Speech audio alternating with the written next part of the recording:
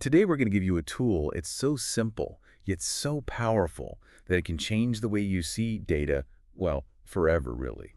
The run chart. You know what's so cool about run charts? They really just tap into our natural ability to see patterns. Yeah. Just by visualizing data over time, we can suddenly see trends that would be completely hidden in, like a spreadsheet or a table. Oh, absolutely. It's like those magic eye pictures where you have to kind of blur your vision and suddenly, boom, a 3D image pops out. Think of this deep dive as your, I don't know, crash course in becoming a data detective, specifically for improvement projects. We'll be using a chapter from a quality improvement handbook as our guide. And to make things even more interesting, we've got a real-world case study to dive into. A doctor, let's call her Dr. Megan, she used this exact tool to try and improve communication within a hospital. Talk about high stakes. And it wasn't just about, better chit chat in the hallways. Dr. Megan was really focused on increasing the use of this thing called the SBAR communication tool, specifically among general Right, practitioners. when they're handing off patients to hospital doctors. Exactly. Okay, so for those who haven't encountered it, the SBR tool is all about making sure everyone is on the same page when it comes to patient care. It stands for situation, background, assessment, and recommendation. So it's a structured way to relay critical information. Yeah, you can think of it almost like a checklist for communication, which, as you can imagine, in a busy hospital is super important. Absolutely vital. So Dr. Megan's goal was ambitious. 85% of general practitioners consistently using SBAR within 6 months. That's a big jump. Okay, so we've got our goal, we've got our data-savvy doctor, and now we've got our secret weapon, the run chart. But before we jump into analyzing Dr. Megan's progress, let's break this thing down. What are we even looking at with a run chart? What are the parts? Well, a run chart is surprisingly simple, actually. First, you've got your x-axis, which is, time. This could be days, weeks, months, whatever makes sense for the data you're tracking. Gotcha. So if I was tracking my daily steps, like on my Fitbit, each tick on the x-axis would be 1 day. Exactly. And then you have the y-axis. That's where you plot whatever you're actually measuring. So in Dr. Megan's case, this would be the percentage of GPs using SBR each week. Okay, x-axis is time, y-axis is our percentage of SBR use, and then to keep things clear, we add a goal line. In this case, that's at 85%, Dr. Megan's target. But a run chart isn't just about, a cold hard numbers, right? It's about understanding the story behind them. Absolutely. That's where annotations come in. These are little notes or markers that we add to the chart, basically highlighting key events or changes. So like, did a new training program roll out? Was there a staff shortage? Anything like that. So like those little pop-up facts you get in a historical documentary, Yeah. Give you those extra aha moments. Exactly. They help us see why the data might be doing a certain thing and avoid, jumping to the wrong conclusion. All right, so we've got a run chart set up, x-axis, y-axis, goal line, and those all important annotations. Now let's see what Dr. Megan found. Luckily, our handbook actually gives us a great example, a beautifully crafted run chart visualizing her data. Let's dive into the details. Yes, let's. First thing that jumps out at me, there's this blue line kind of, I don't know, dancing across the chart. What's that all about? That's the heart of the run chart. That blue line represents, the percentage of GPs using SBRR each week. Okay. It's totally normal for it to go up and down a bit. We don't expect perfect consistency in real-world data. Right, things happen. Staff gets sick, you spill coffee on your data log, the usual. Exactly. But what we're really looking for is not just the individual data points, but the overall trend, right? Is the line generally moving up, staying flat, taking a nosedive? That tells us a lot about whether Dr. Megan's efforts are working. Okay, so we're not getting lost in the weeds of individual data points. We're looking for the bigger picture. But how do we actually analyze these trends in a way that makes sense? This is where the run chart goes from just being a pretty picture to being a powerful tool for analysis. And the key to that is the median line. The median. Back to middle school math class. Remind me, why is the median so important here? Well, the median line basically cuts through the heart of our data. It shows us the typical, or average, if you will, percentage of SBAR use during Dr. Megan's project.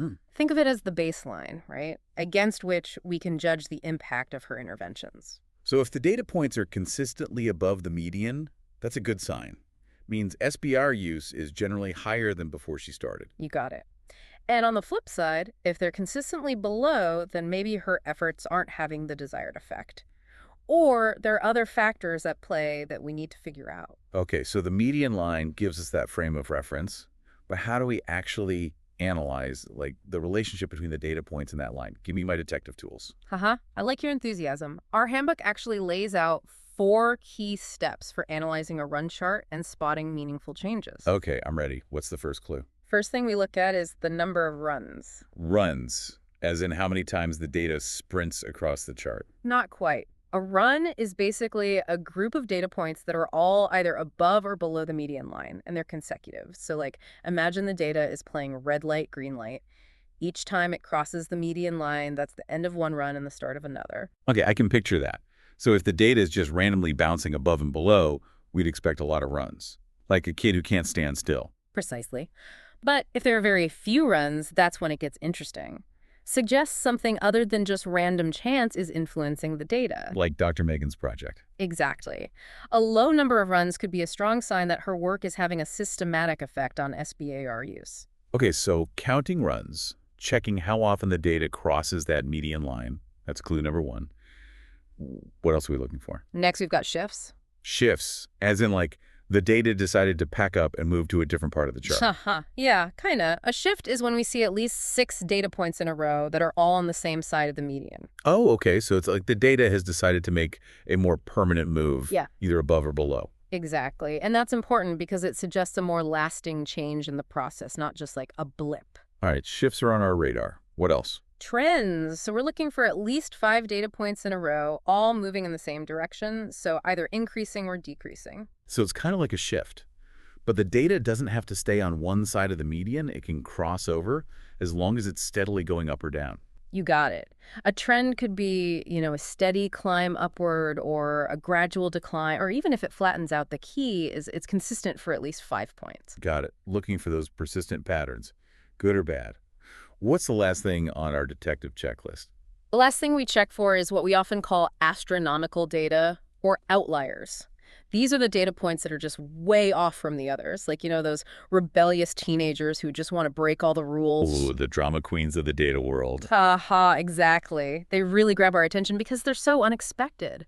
And often they mean something unusual happens, something worth investigating further. So it's not enough to just spot the outlier. You got to figure out the why behind it. Right, exactly. Maybe there's a system glitch, a big weather event that disrupted things, or in Dr. Megan's case, maybe a staff shortage that week impacted SBAR use. That's where annotations are really useful. They give us that context. Exactly. So we've got our 4 detective tools: counting runs, checking for shifts, identifying trends, and spotting those outliers. Okay, let's put them to the test. Let's see what we can uncover from Dr. Megan's run chart. Sounds good. Let's start with those runs. How many times does the data cross that median line in Dr. Megan's chart? All right, let's count those runs. I'm looking at the chart here, and, this data seems to be a bit less, I don't know, jumpy than that hyperactive kid we imagined. Yeah, you're right. There are only 4 runs in this whole chart. Only 4. That does seem pretty low. What does that tell us about Dr. Megan's project then? So you see, if this was just random variation, we'd expect something like maybe 7 to 17 runs. Oh, wow, that's quite a difference. Yeah, it is. And the fact that we're seeing way less is a pretty strong sign that there's something systematic going on. Meaning that her project is actually working, right? Exactly.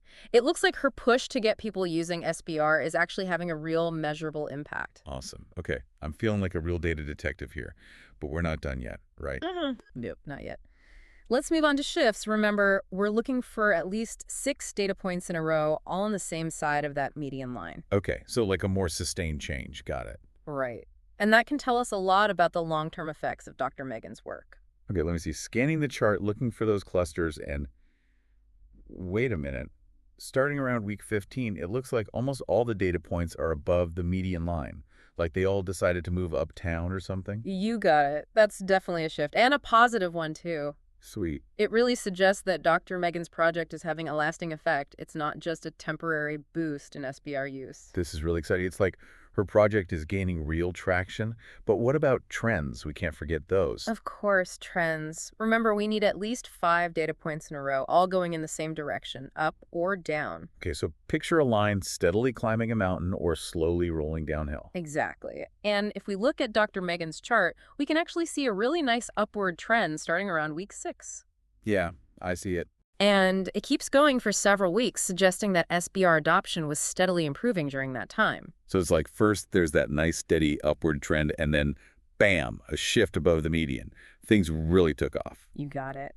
Those two patterns together really paint a good picture of Dr. Megan's progress so far. I'm really impressed with Dr. Megan right now. Okay, we've checked for runs, shifts, trends. Mm. What about those outliers? Any drama queens in Dr. Megan's data? Well, there is one data point that does stick out a bit. Okay, where is it?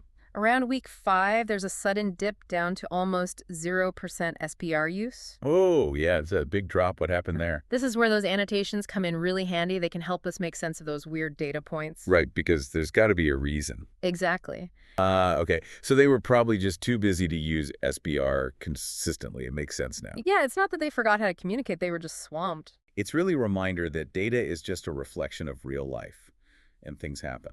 Exactly. Because sometimes early success can fade if you don't keep working at it. It's like a garden, right? You can't just plant the seeds and walk away. You have to keep watering and weeding to help them grow. That's a great analogy. And that's where data really comes in handy. It tells you what's working and what's not so you can adjust your approach. They talked about a project called Think Mood After a Stroke, something else mentioned in the handbook. Sounds like they use the same tools and methods, but in a completely different setting. Yeah, instead of improving communication in a hospital, they were using run charts to improve mood outcomes for stroke survivors. Really shows how versatile these tools can be. You can use them for anything, really, as long as you're trying to track change and make things better. Exactly. Maybe that's something our listeners can check out on their own if they want to see another example of this in action. Great idea. It shows how these simple tools can actually be used to tackle some really complex challenges.